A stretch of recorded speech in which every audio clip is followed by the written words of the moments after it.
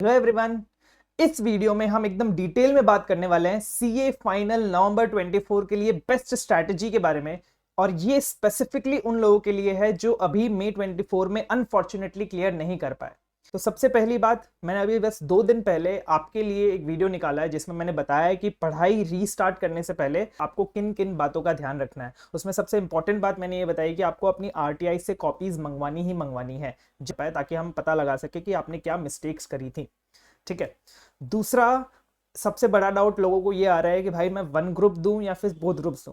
तो उसमें ना बहुत सारे फैक्टर्स इन्वॉल्व होते हैं ये डिसाइड करने के लिए कि आपको नेक्स्ट जो नवंबर 24 में वन ग्रुप देना चाहिए या फिर बोथ ग्रुप्स देना चाहिए। मतलब अगर आपके लेक्चर्स सारे सब्जेक्ट्स के हो चुके हैं, मतलब 6 के 6 सब्जेक्ट्स के आपने लेक्चर्स ले लिए हैं और आपके हो चुके हैं लेक्चर्स, तब आप सोच सकते हो कि भाई मैं बोथ ग्रुप्स दूंगा नवंबर 24 में। दूसरी बात आती है नंबर ऑफ अटेम्प्ट्स की, कि अगर आपका May 24 was your first attempt as a both group student और आप क्लियर नहीं कर पाए, तो आप सोच सकते हैं कि हाँ चलो मैं नवंबर 24 में बोथ ग्रुप्स दूंगा तो मैं बोथ ग्रुप्स क्लियर कर लूंगा या फिर एटलीस्ट एक ग्रुप तो क्लियर कर ही लूंगा। लेकिन अगर आपके 3-4 अटेम्प्ट्स हो गए हैं मई 24 के बाद, तो आई वुड सजेस्ट कि यार गो फॉर वन ग्रुप। एक ग्रुप पकड़ो जो आपको लगता है आपका बेस्ट ग्रुप है और जिसमें आप 4-5 महीने मेहनत करोगे तो आप डेफिनेटली क्लियर कर लोगे। ताकि एक ग्रुप जब आपका हो जाएगा तब आपको एक नई मोटिवेशन मिलेगी कि हाँ मेरा एक ग्रुप हो गया, मेरा सिर्फ एक ही ग्रुप बचा है, फिर आप एक ग्रुप और करने के लिए बहुत अच्छे से मेहनत करोगे। तीसरा आता है कि आप कितने सब्जेक्ट्स में फेल हुए हो मई 24 में। सपोज आप ऑलमोस्ट सारे सब्जेक्ट्स में फेल हो गए हो या फिर सिर्फ 1-2 सब्जेक्ट में पास हुए, तो आई वुड सजेस्ट कि आप बोथ ग्रुप्स के लिए ना जाओ, आप कोई भी एक ग्रुप पकड़ो जिसमें आपके ज्यादा मार्क्स आए और उसको परस्यू करो और उसको शॉर्ट करो कि आप ये एक ग्रुप तो क्लियर कर ही लोगे। दूसरा आता है कि आप सिर्फ एग्रीगेट में रह गए हो, मतलब आपने सारे सब्जेक्ट्स क्लियर कर लिए या फिर सिर्फ एक सब्जेक्ट में आप फेल हुए, बाकी सारे सब्जेक्ट्स आपने क्लियर कर लिए, बस आपका एग्रीगेट नहीं बना, ऐसा केस है, तो फिर आई वुड सजेस्ट कि आप बोथ ग्रुप्स के लिए जाओ, क्योंकि आप बोथ ग्रुप्स क्लियर कर सकते हो नेक्स्ट टाइम पे। या तो फिर आप वो वाले स्टूडेंट्स हो जिनका 2 या फिर 3 या फिर 4 सब्जेक्ट्स जो है वो क्लियर नहीं हुए, तो मैं आपको ये सजेस्ट करूंगा कि आप अपने मार्क्स के हिसाब से एनालाइज करो कि अगर आपके मार्क्स ऐसे थे जिन सब्जेक्ट्स में आपने क्लियर कर लिया, भाई 60s की लाइन में या फिर 50s की लाइन में मार्क्स थे, या फिर जिनमें क्लियर नहीं करा उनमें 35 से ऊपर मार्क्स थे, तो मैं सजेस्ट करूंगा कि आप बोथ ग्रुप्स में जाओ। लेकिन अगर आपके मार्क्स 30s की लाइन में 20s की लाइन में थे तो I won't suggest you to go for both groups. मैं सजेस्ट करूंगा कि आप एक ग्रुप पकड़ो, उसको बहुत अच्छे से करो, इतना अच्छे से करो कि एग्जाम के बाद ही आप बोल लो खुद को कि भाई मैं ये ग्रुप तो क्लियर कर ही रहा हूं, और आप नेक्स्ट ग्रुप के लिए प्रिपेयर करना शुरू कर दो। दूसरा मैं बोलना चाहूंगा एबीसी के बारे में। तो होता क्या है ना, सारे फैकल्टीज, मतलब ऑलमोस्ट सारे के सारे फैकल्टीज है ना, एबीसी इस बेसिस पे बनाते हैं कि जो बड़े चैप्टर्स है जिनका आने का एकदम शॉर्ट है उनको हम ए में डाल देंगे, जो छोटे छोटे चैप्टर्स है जिनमें से 4-5 चैप्टर में से 2-3 क्वेश्चन आते हैं तो उनको हम सी कैटेगरी में डाल देंगे। मेरे को पर्सनली ये लॉजिक बिल्कुल समझ नहीं आता, क्योंकि होता क्या है, मैं आपको एग्जाम्पल देता हूँ। एग्जाम्पल ले लो, आप एफ का सब्जेक्ट ले लो। एफ में 2 बड़े बड़े चैप्टर्स है, कंसोलिडेशन एंड बिजनेस कॉम्बिनेशन। ठीक है, हम सबको पता है कि भाई एफआर का ये 2 चैप्टर्स है, इनमें से पहला क्वेश्चन एकदम फिक्स है, जो 14 मार्क्स का आपका क्वेश्चन आता है वो एकदम फिक्स है, इसमें से आएगा ही आएगा। तो ये सारे के सारे फैकल्टीज ना ये 2 चैप्टर्स को एक कैटेगरी में डाल के रखते हैं।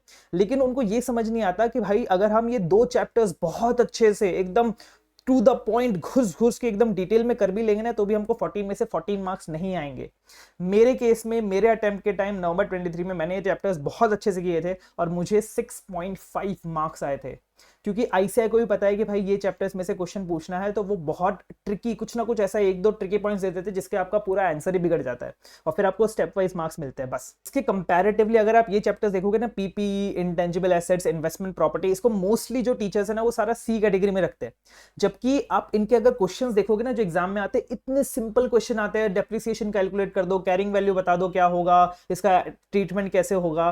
तो ये सारे चैप्टर्स बच्चे छोड़ के चले जाते हैं, क्योंकि वो सोचते हैं सी कैटेगरी का चैप्टर है तो ठीक है, अगर टाइम मिला तो कर लेंगे, नहीं मिला तो नहीं करेंगे। और यही चैप्टर्स से सिंपल क्वेश्चंस उठ के आते हैं, जो अगर आपने वो चैप्टर्स कर लिया होता तो आपके 4 के 4 मार्क्स शॉर्ट होते। कहां मुझे 20 में से 6.5 मार्क्स मिल रहे हैं और कहां मुझे 4 आउट ऑफ 4 मार्क्स मिल रहे हैं। एंड मैं आपको एक और चीज बता देता हूं, आप खुद एनालाइज कर लेना कि ये जो आपका मैं सिर्फ एफआर का भी एग्जांपल ले रहा हूं, जो आपका बिजनेस कॉम्बिनेशन, कंसोलिडेशन, इसका कितना वॉल्यूम है ना ये 2 चैप्टर्स का, वो ज्यादा वॉल्यूम होगा कंपेयर टू जो आपके सी कैटेगरी के चैप्टर्स जितने भी है। क्योंकि सी कैटेगरी के चैप्टर्स ऐसा लगता है बहुत मल्टीपल चैप्टर्स है, नंबर ऑफ चैप्टर्स बहुत ज्यादा है, लेकिन उसका एक तो कंटेंट इजी है प्लस उसमें क्वेश्चन भी इजी आता है, आईसीएस डायरेक्ट क्वेश्चन ही पूछता है।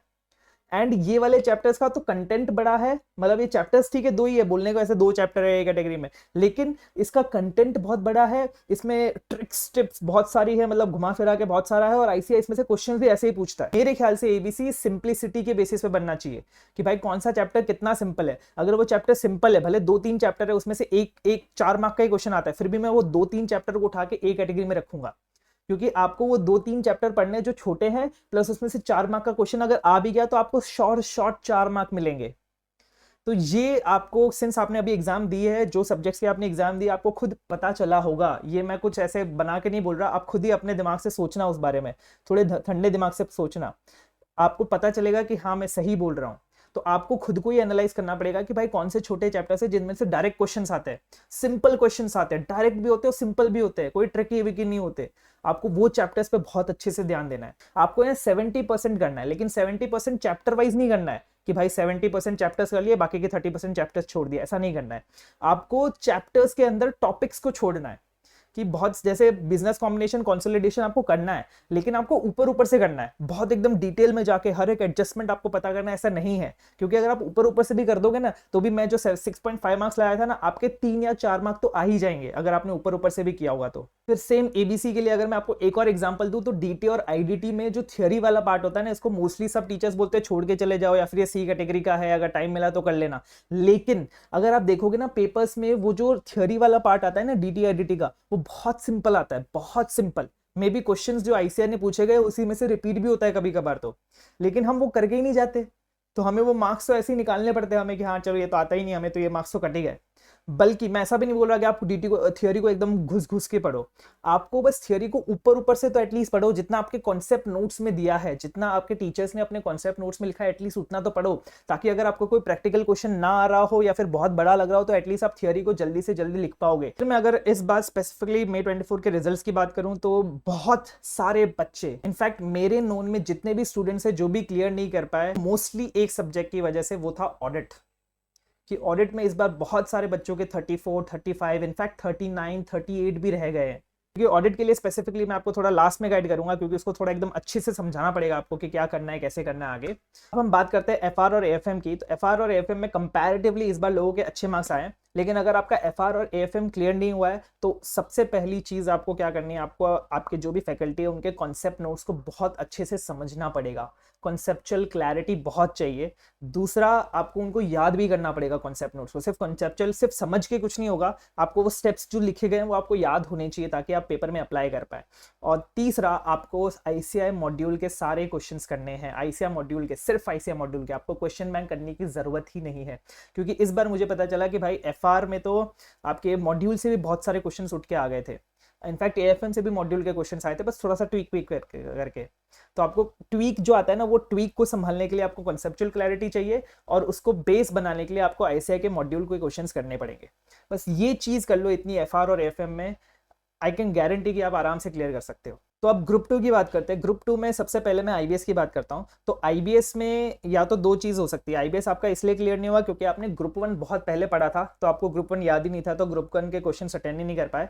और दूसरा ऐसा हो सकता है कि आपने अभी तक ग्रुप 1 पढ़ा ही नहीं है, आपने लेक्चर्स ही नहीं देखे ग्रुप 1 के, एफआर एएफएम ऑडिट के, आप ग्रुप 1 बाद में पढ़ने वाले हो। तो अब क्या करना है, ये बहुत बड़ा कंफ्यूजन है जिनका भी आईबीएस क्लियर नहीं हुआ है। तो उनके लिए मैं सिर्फ इतना कहना चाहूंगा कि अगर आपने पहले पढ़ रखा है ग्रुप 1, पहले कभी लेक्चर्स देखा था, ग्रुप 1 आपका क्लियर है एकदम, ठीक है, तो आप सिर्फ उन 3 सब्जेक्ट्स के, एफआर एएफएम ऑडिट के, इन 3 सब्जेक्ट्स के आपको बस रिवीजन वीडियोस देखने एक बार आपको रिवीजन वीडियोस, ये अभी मत देखना है, ये लास्ट में, मतलब आपका एग्जाम होने के 1 महीने पहले तीनों सब्जेक्ट्स के रिवीजन वीडियोस देख लेना, नोट्स मंगा लेना, और वही नोट्स आपको एग्जाम में लेके जाने। और जब आपका एग्जाम हो ना आईबीएस का, उस एग्जाम से जब आपको 1.5 डेज मिलता है, उसमें आपको मैराथन देख लेना तीनों सब्जेक्ट्स की। तो इससे आपका ब्रशअप हो जाएगा सारा चीजें कि हाँ ये कॉन्सेप्ट है, ये कॉन्सेप्ट है, इसके बाद ये आता है, इसको ऐसे करना है, और नोट्स लेके चले जाना, बुक्स लेके चले जाना। दिस इज फॉर दो स्टूडेंट्स जिन्होंने ग्रुप 1 पहले किया था। अब आते हैं उन स्टूडेंट्स के बारे में जिन्होंने ग्रुप 1 आज तक पढ़ा ही नहीं है, उनको पता ही नहीं है भाई एफआर एएफएम ऑडिट में क्या क्या है। तो मैं उनको ये सजेस्ट करूंगा कि भाई आपको थोड़ा सा रिस्क लेना पड़ेगा। मैं आपको ये सजेस्ट नहीं करूंगा कि आप एफआर एएफएम ऑडिट के लेक्चर्स देखें, फिर उनको समझे, फिर उनको रिवाइज करें, या फिर ग्रुप 1 ग्रुप 2 दोनों साथ में दे, ऐसा मैं सजेस्ट नहीं करूंगा, क्योंकि अभी आपके पास टाइम नहीं है इतना। मैं सिंपली आपको ये सजेस्ट करूंगा कि आपको डीटी आईडीटी को इतना स्ट्रॉन्ग करना है, मतलब आपके पास 4 महीने हैं, डैम श्योर आप ये कर सकते हैं। आपको डीटी और आईडीटी को इतना स्ट्रॉन्ग करना है कि आप उसमें एटलीस्ट एग्जामिशन स्कोर कर पाओ, मतलब डीटी और आईडीटी को आपका हथियार बनाना है और आईबीएस में एटलीस्ट आप क्लियर कर पाओ। वो क्लियर कैसे कर पाओगे? डीटी आईडीटी के क्वेश्चंस आपको बहुत अच्छे से आने चाहिए आईबीएस वाले। दूसरा, आपको स्पॉम मतलब जो आपका कॉस्ट और लॉ है, इन दोनों को भी बहुत अच्छे से करना है, और ये आप कर भी सकते हो क्योंकि आपने अभी भी स्पॉम की एग्जाम दी है, तो आपको थोड़ा बहुत याद होगा। आपको उनको ही बार बार रिवाइज करके देखना है कि भाई कौन सी चीज कहाँ पे है। तो ये 4 सब्जेक्ट्स आपको टारगेट करने हैं, डीटी, आईडीटी, कॉस्टिंग, लॉ। और बाकी जो 3 सब्जेक्ट्स बचे ना, उसके लिए आप बस रिवीजन वीडियोस देख लो और एक दिन पहले मैराथन देख लेना और उनके नोट्स लेके चले जाना। इस पे आप, ये थोड़ा सा रिस्क वाला काम है, बट ये this is the most practical आप जो चीज कर सकते हो ना आईबीएस के लिए क्लियर करने के लिए, अगर आपने ग्रुप 1 पहले कभी नहीं पढ़ा है तो यही चीज है। तो मैं बात करते हैं हम डीटी के बारे में। डीटी के लिए अगर आप क्लियर नहीं कर पा रहे हो तो आई वुड सजेस्ट कि आप एक बार यश खंडेलवाल सर के रिवीजन वीडियोस और उनके नोट्स एक बार रेफर करके देखो। स्पेसिफिकली उन्होंने ना हर एक चैप्टर के लिए ना छोटे छोटे कुछ मेमोरी ट्रिक्स बना के रखे हैं। जैसे पेनल्टी के लिए आप देखोगे ना, उनका बहुत प्यारा सा वीडियो है, छोटा सा है लेकिन आपको वो याद हो जाएगा। टीडीएस को सेक्शंस कैसे याद करते हैं वो भी उन्होंने बताया। कौन से टॉपिक ज्यादा इंपॉर्टेंट है, कौन से टॉपिक्स कम इंपॉर्टेंट है, वो भी उन्होंने बताया। मैं यूजुअली किसी भी फैकल्टी का ऐसे नाम नहीं लेता, बट उनके वीडियोस मैंने भी अपने टाइम पे देखे थे नवंबर 23 में, एंड मुझे बहुत अच्छे लगे थे। आप डीटी के लिए उन पे भरोसा कर सकते हैं। आईडीटी में भी सेम एफआर और एफएम जैसा ही है कि आपको कॉन्सेप्ट नोट्स जो है आपको उसको कॉन्सेप्चुअली बहुत अच्छे से समझना है, क्योंकि आईडीटी में ना बहुत छोटी छोटी चीज है जिनको घुमा फिरा के ना ऐसे कैसे भी पूछ लेता है, तो आपको उस पर बहुत ज्यादा से ध्यान देना है। दूसरा, आपको याद तो करना ही है कि भाई कौन से एग्जाम होता है, कब एग्जाम होता है, क्यों नहीं होता, वो सब ठीक है। डीटी में और मैं आपको चीज बता दूं कि डीटी में जो इंटरनेशनल टैक्स वाला पार्ट है ना, उसको आपको बहुत स्ट्रांग बनाना है। ऐसे ही जीएसटी में जो आपका कस्टम्स एक्ट है, उसको आपको अपना बेस स्ट्रांग बनाना है, क्योंकि ये दोनों एक्ट, जो इंटरनेशनल टैक्स एक्ट है और कस्टम एक्ट है, इन दोनों को अगर आपने एकदम स्ट्रांग बना लिया ना, तो आपका आराम से आप इनमें 20 या 25 मार्क्स आराम से स्कोर कर सकते हो, और आपका यही आपको पास कराने में, यही आपको क्लियर करने में हेल्प करेंगे। अब बात करते हैं उन लोगों के बारे में जो जॉब के साथ साथ या फिर इंटर्नशिप के साथ साथ या फिर कुछ और स्टॉक मार्केट्स के साथ साथ पढ़ाई करने की कोशिश कर रहे हैं। तो सोच रहे हैं कि यार मैं ना जॉब कर लूंगा या फिर मैं यहाँ पे इंटर्नशिप कर लूंगा या फिर स्टॉक मार्केट्स करता रहूंगा पूरे दिन, और जब एग्जाम से 1 महीने पहले छुट्टी लेके मैं क्लियर कर लूंगा सीए फाइनल। तो उनके लिए तो सबसे पहली बात कि भाई अगर ये जो जॉब आप कर रहे हो, मतलब जहां से भी आप पैसे कमा रहे हो, अगर वो आपकी रोजी रोटी नहीं है, आपकी मतलब आपके फैमिली की, कि अगर आपने उसको 1 दिन के लिए बंद कर दिया तो आप सरवाइव नहीं कर पाओगे, तब तो आप उसको कंटिन्यू रखो। लेकिन अगर कोई दूसरा केस है, मतलब या तो आप एक्सपीरियंस के लिए कर रहे हो, फिर आप एक्स्ट्रा पैसे कमाने के लिए कर रहे हो, या फिर आप अपना टाइम यूटिलाइज करने के लिए कर रहे हो, तो मैं आपको पर्सनली ये सजेस्ट करूंगा कि आप वो सारी चीजें जो भी आपको डिस्ट्रैक्ट कर रही हैं आपकी पढ़ाई से, जो जॉब हो गया, इंटर्नशिप हो गया, स्टॉक मार्केट हो गया, वो सारी चीजें नवंबर तक के लिए साइड में रख दो, उनको हटा दो। क्योंकि आपने अगर 4-5 महीने लग के सीए फाइनल के लिए पढ़ाई कर ली ना, then I can guarantee you कि आप आराम से क्लियर कर सकते हैं सीए फाइनल। मैं आपको एक सिंपल मैथ्स देता हूँ। अभी मेरे ख्याल से अगर आप ये सब सारी चीजें कर भी रहे तो आप कितना कमा पाएंगे, मतलब 30,000, 40,000, चलो मैक्सिमम मैंने मान लिया कि आप 50,000 पर महीने कमाएंगे। तो 6 महीना, 5 महीना अगर हम मान लें यहाँ से, तो आप मोटा मोटा 2.5 लाख रुपए कमा लेंगे। लेकिन सीए, अगर आपको वो सीए की डिग्री मिल गई ये सब छोड़ने के बाद, तो आप 2.5 लाख रुपए आराम से 1 या फिर मैक्सिमम 2 महीने में कमा सकते हैं। That's the power of CA degree. बात करते हैं हमारे स्ट्रैटेजी की कि हमें कैसे प्लान करना है अपने सब्जेक्ट्स को। तो सबसे पहली बात, जिस भी सब्जेक्ट्स में आप फेल हुए, जितने भी सब्जेक्ट्स में आप फेल हुए, 1, 2, 3, 4, 5, 6, उन सब्जेक्ट्स को आपको अपनी प्रायोरिटी बनाना है। मतलब वो सब्जेक्ट्स अब आपको एकदम स्ट्रांग बनाने हैं। मतलब वो सब्जेक्ट्स ऐसे होने चाहिए कि एग्जाम के बाद निकल के आप ये बोलो कि भाई इस सब्जेक्ट्स को तो मैं क्लियर कर ही रहा हूँ। वो कैसे होगा? जब आप इन सब्जेक्ट्स पे ज्यादा टाइम दोगे, जब आप इन सब्जेक्ट्स को ज्यादा अच्छे से प्रिपेयर करोगे, क्योंकि ये आपकी वीकनेस है, आपको इनको अपना स्ट्रेंथ बनाना है। तो बाकी सब्जेक्ट्स तो ठीक है, जिसमें आप पास हो गए उसमें मैं नहीं बोलूंगा, लेकिन इन सब्जेक्ट्स के लिए एटलीस्ट आपको 2 या 3 मॉक टेस्ट देने ही पड़ेंगे। वो आपको प्लान करना पड़ेगा कि आप कैसे दोगे, लेकिन एटलीस्ट 2 या 3 मॉक टेस्ट दो, ताकि आप एकदम फुल प्रूफ प्लानिंग के साथ जाओ, फुल प्रूफ प्रिपरेशन के साथ जाओ कि मैं इस सब्जेक्ट्स को तो क्लियर कर ही रहा हूँ।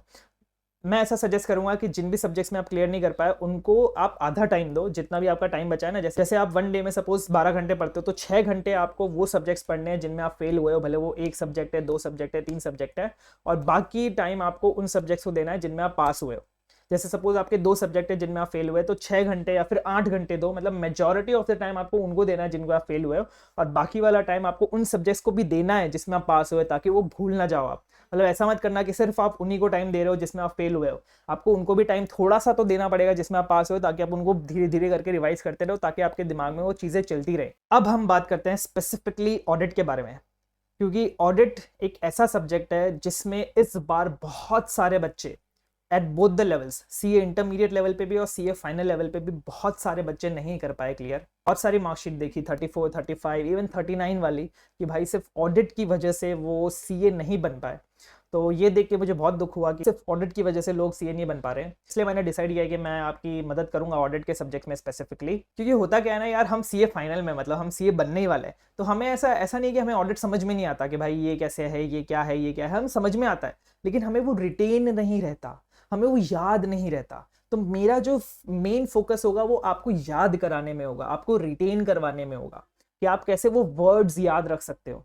और जितना आप वर्ड्स याद रख के जितना आप उसको मॉडल शीट में लिखोगे ना, उतना ही आपके क्लियर करने के चांसेस बढ़ जाएंगे। और इस बार May 24 में स्पेसिफिकली ऑडिट के साथ ये भी हुआ कि अब वो केस स्टडीज बेस्ड क्वेश्चन पूछ रहे हैं। ऐसा नहीं कि भाई लाइन उठा के आप डायरेक्टली उसको कॉपी पेस्ट करके नीचे लिख सकते हो, आपको आइडेंटिफाई करना पड़ेगा कि भाई ये कौन से टॉपिक से है, क्या बोलना चाह रहा है, क्या क्वेश्चन क्या है, खुद से भी लिखना पड़ सकता है।